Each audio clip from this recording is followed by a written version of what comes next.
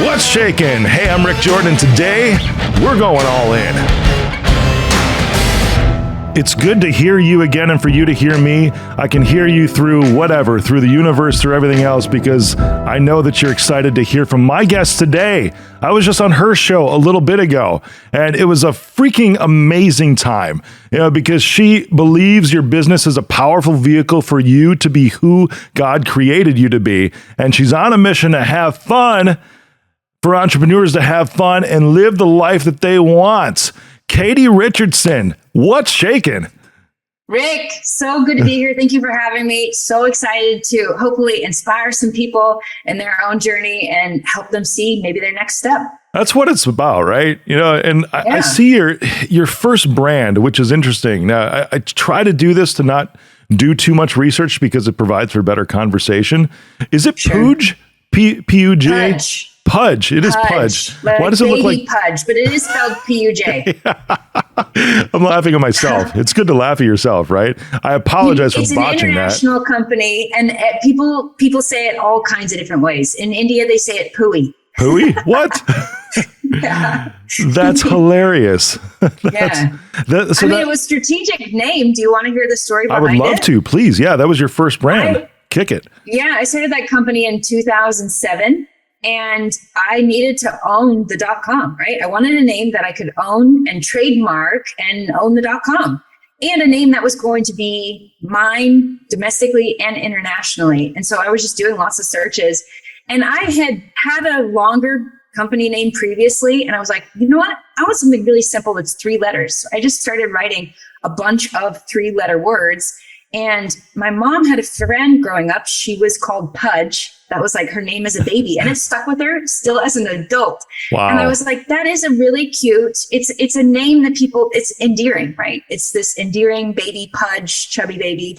And that's what my company was all about, was about the baby. Is it endearing as an adult though? No, definitely not.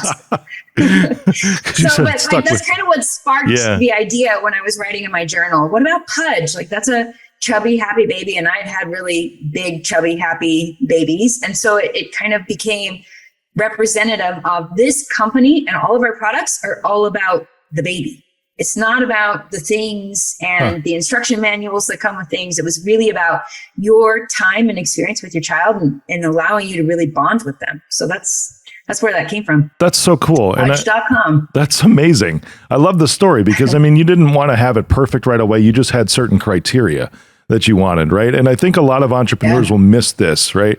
Because who knows? 2007, that was a while ago. We're talking 15 years ago. And for it to become this amazing worldwide sensation, right? That's not something that you generally set out to do right away. At least you don't know what your ducks in a row are even going to look like. Sure. So when you find this name, it's like, oh, that's cool. Let's see if this sticks, right? I love that you just went with it. That's awesome. It's for babies too. And this is something we talked a little bit on your show about. Was, how you're a mom, obviously you're a wife too, and you're a CEO. You moved to Puerto Rico, I believe, if I remember right, to help with someone like this, juggling it all. How do you do it? Sure. Well, Pudge is a company that I sold 5 years ago. And today I coach entrepreneurs, and it's KatieRichardson.com is my business today.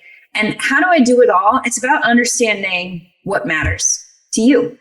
And so, just like that list of criteria for developing my business name, I've done a list of criteria for what I want my life and my day to look like. And so as a coach, I set some really clear constraints around this coaching business that I have. Inside of Pudge, it was a big business, 20,000 square foot warehouse, 15 plus employees, international team, distributors in 26 different countries. And it was really big and complex. And when I sold that company, I was like, you know what? I kind of want the opposite. I want a really simple business that allows me to be present with my kids, and at the same time to continue to grow and develop as a human being. And so when I went into this world, I made a decision. I was like, I don't want to work more than 15 hours a week. And so that means I have an incredible team. It means they take what I do with clients either privately or in groups, and they leverage it.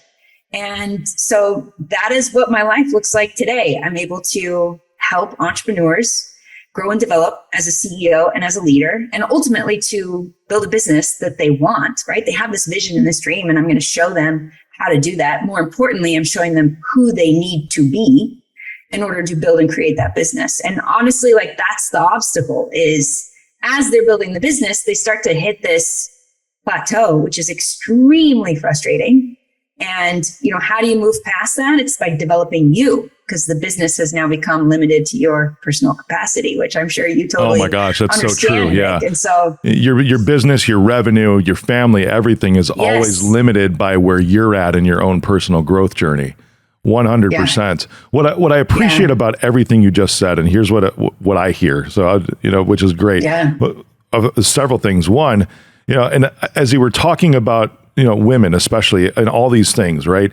And I'm thinking I don't even want to say professional women, because if I look at the other side of that, it's like how many women want to be, and I say this with all the love, only a mom, right? And when I say that like devoting 100% of their time, not 100% of themselves, because I think it's very possible to devote 100% of yourself to multiple different things in your life, right? If it's being a CEO, an entrepreneur, a product, and your family and your husband as a woman, I'm sure, as you find out, it is possible to devote 100% of yourself to each of those priorities in your life.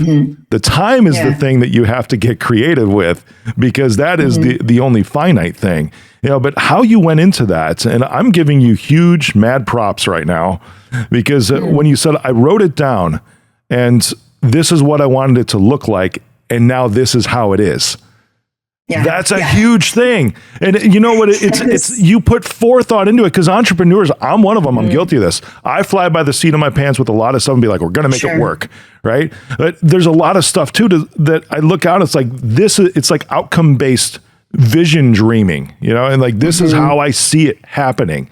And as long as you can have that in sight, because then when you write it down, that's great. It's still written down and it sears it into your memory. But where you excelled, and that's why I'm giving you such a huge compliment on this, is you put intention into this. And intention is only created by action. Yes. Past that, because if it's written down, that's great. But if you're not doing any freaking thing about it, there is no intention to it, because intention is only created by action.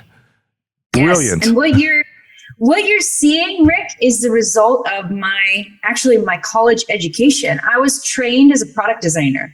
And, we think of these ideas and they float around in our head, but nothing happens with that idea until you start to sketch it out and you turn it around visually and in your sketch even. What does it look like from the back, and what mechanisms, what materials is it made out of, and how does somebody interact with it? What are the proportions? I've done the same thing as a product designer, right? Which I did in my company, Pudge. I've done the same thing, designing and creating a product with my life and my business, right? I'm a mother for my kids homeschool, and we are living on the beaches of Puerto Rico. And this is a life that I have designed for myself, and then went through the process of pulling that idea, that concept, which was just a dream on a whiteboard, and literally pulling that into my reality. And it's my life right now today. That's fantastic. It's that design process. It's that creation process, and the intention. And to your point, nothing happens though until you start taking action. Oh man. Yeah. So we've been on this cloud nine since we started yet. And now let's, I might pull you down into the depths of hell a little. Okay. Go for it.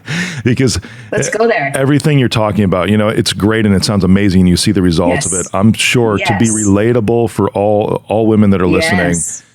Yeah. Those moments where you're like, oh God, I mean, like literally God above, how could I possibly be a mom and run a business and be a spouse all at the same time, in those moments of feeling overwhelmed? How did those feel to you? I mean, in the very, very early days, I'm talking like 2008, 2009, when my business was really starting to take off, I was fully confronted by those fears, big time, because I could see that I was tired, that I was spent, that I wasn't giving my kids my best self. I was ignoring them with this belief that I just need to work a little bit more. And then there's magically somehow going to be more time. And then I'll be able to put you guys to bed and feed you the food that I know I need to be feeding you and taking care of you. Right. And there was this one day, Rick, where I realized I was running out of patience by 10 a.m. Yeah. And my fear was, if I continue to build this business in this way, it will destroy my relationship with my kids, maybe even my marriage. And that's not okay with me. Like, I could see where that road was going. And I was, months down that road, but I was projecting it forward. And I was like, yeah, I don't want to go to that place.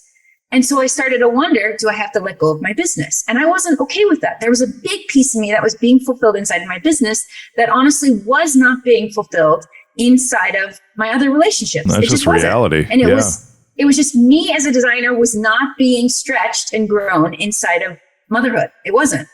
And so what's important on that too? I know I'm interrupting. What's important on that is for it. That's okay. Yeah. I think everyone needs to hear that that's actually okay. Yeah. That there's portions of you as a woman, even as a man, that will never be fulfilled by a mother, being a mother, a father, a spouse, whatever, anything else. There's portions of those relationships that will not fulfill certain parts of you, and that's okay. Yes, it is. And so I started looking for a model, somebody who proved that all of this was compatible, that I could somehow make all of those areas I loved, could they all come together in my life in a way where it all worked? And I was looking for examples, somebody who proved that I could be a present mother who was taking her kids to soccer games and maybe making cinnamon rolls on the weekends. Yum. And shipping my products all over the world. Like, is that possible? And keep in mind, this was like 2007, 2008. Facebook only had, I think, weird high school kids. Nobody was using it for business. Oh, the good old days, right? Magazines and books from the library, which, by the way, were mostly men's stories. Not that that's bad, but it wasn't fully relatable to my story. And so I was like, is this possible? And I started to have this immense fear. Yeah. And one day I had a new thought, and you're a man of faith and you get this. This new thought was not my own. And it was, Katie, you understand creation. So while you might not see the example, the life, the person who proves that this is possible, creation, and you could go create her.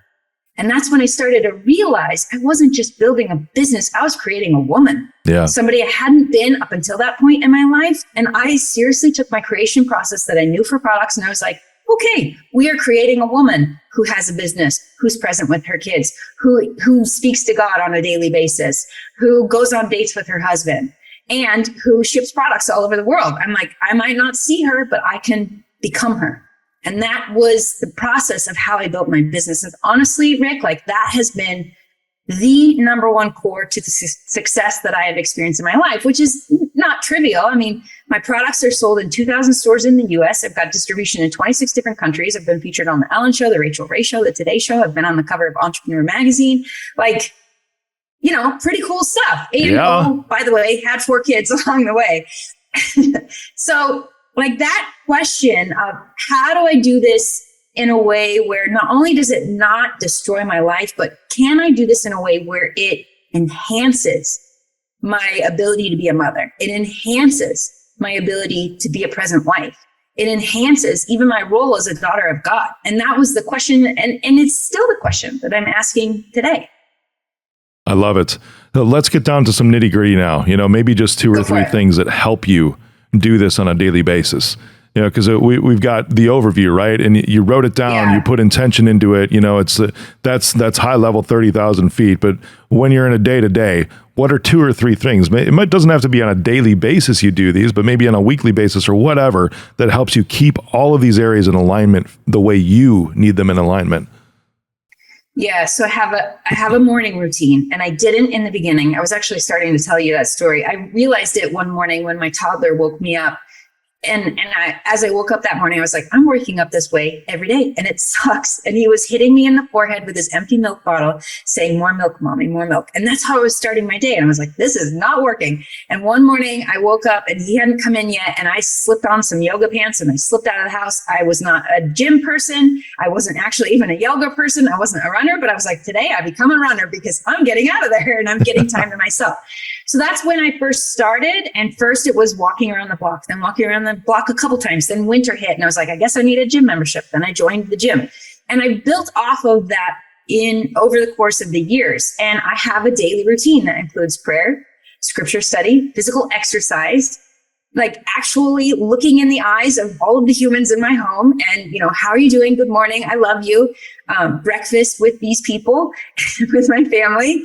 And then I have a daily meeting with my team. It's a quick, short meeting. And then I hop into client calls, podcast interviews. I do interview series myself. I have my own podcast, What's Working Now. And I have groups that I coach, and I do that until about 2:30 most days. I try and be done by 3, and then it's family time. And maybe we go to the beach, maybe we go to the farmer's market, maybe we just hang out at the house in the pool in our backyard. But that is kind of how I've done that. So the first thing is to have a daily routine. The second I would say is have a date night with your spouse. It is very easy when life gets really busy to start living separate lives. And I'm guilty of this. Like in about 2016, I was like, guess what? You're awesome, but I don't feel like you're my spouse. I feel like maybe we're business partners and friends, but like don't feel like a spouse. And I want to feel that deep connection again. And so we talked about it and we made a decision that we're going to do date night every Thursday night.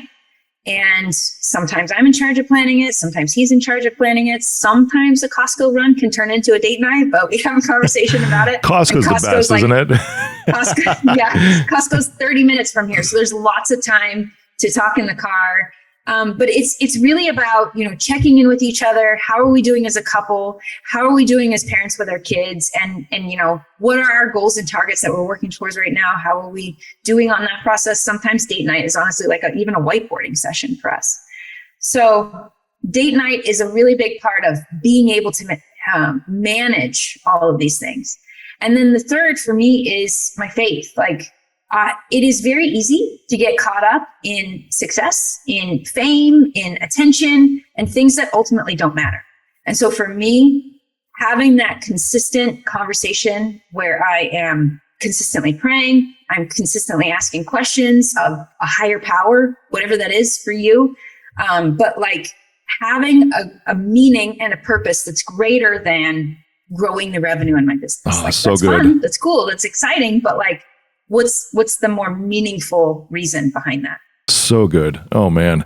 I love how you talk through all these things. And, even like a date night is not something that can and should be perfect, because the Right. things just happen and it's okay for those things just to happen. Just the same as your morning routine.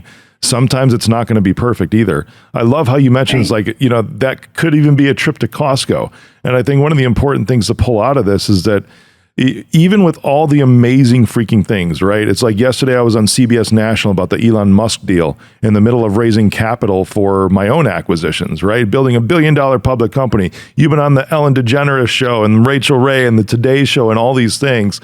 And you think, wow, if I were to take myself back a decade and I would see us, I would be like, oh my God, they're so amazing. Look at that. And almost like unattainable.